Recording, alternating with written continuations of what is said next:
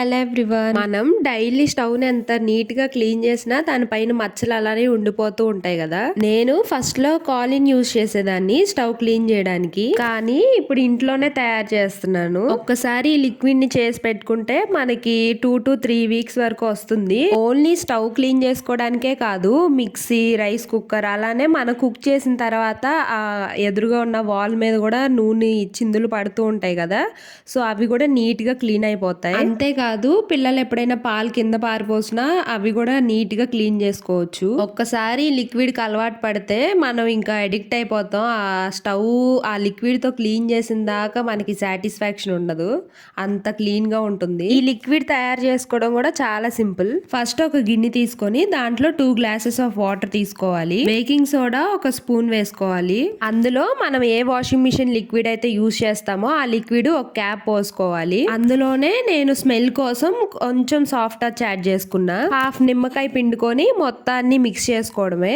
Same మనం బయట కొనే కాలిన్ లానే ఉంటుంది. డెఫినెట్ గా మీరు కూడా ట్రై చేయండి. వీడియో నచ్చితే లైక్ చేయండి, అలానే నా ఛానల్ ని సబ్స్క్రైబ్ చేసుకోండి.